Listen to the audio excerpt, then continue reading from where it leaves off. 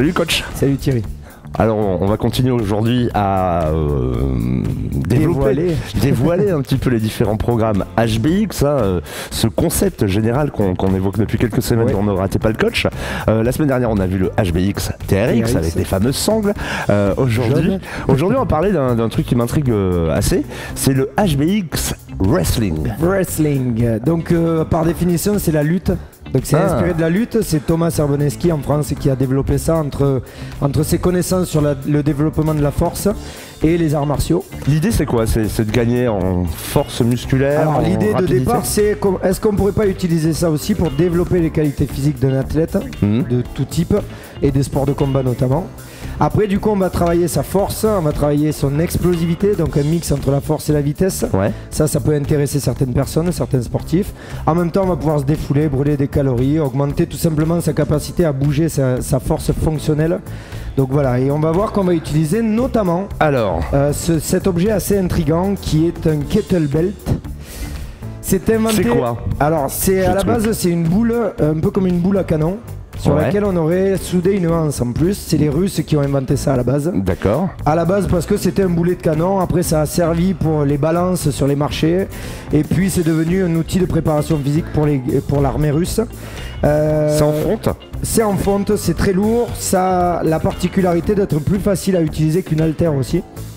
C'est beaucoup utilisé aussi pour l'effet, ce qu'on appelle l'effet balistique, c'est-à-dire la possibilité avec une charge lourde de créer des mouvements de contracter et relâcher. D'accord, c'est un petit peu l'explosivité que tu évoquais. Par exemple, les boxeurs adorent ça, le MMA, le fameux MMA, le combat en cage, parce qu'on va pouvoir travailler des mouvements qui s'apparenteraient à la boxe, tout en tenant des poids.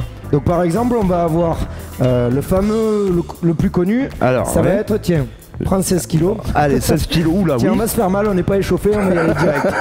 On va faire ce qu'on appelle le kettlebell swing. On a le poids entre les pieds, on va reculer de 10-15 cm, on plie les jambes comme si on avait un petit tabouret derrière.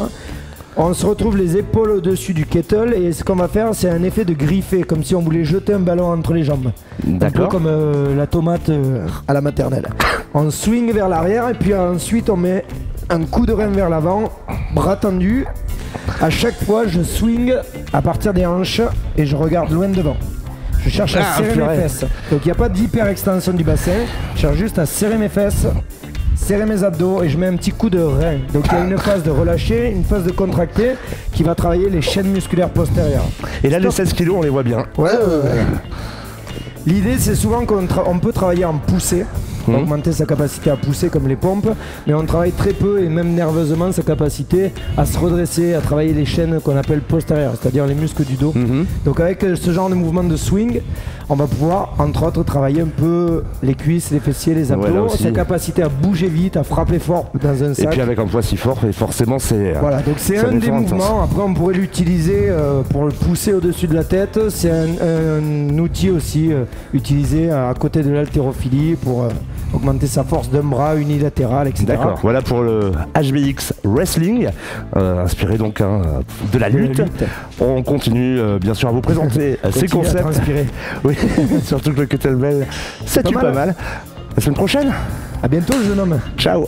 Totem, tous les mardis, ne ratez pas le coach, car lui ne vous ratera pas.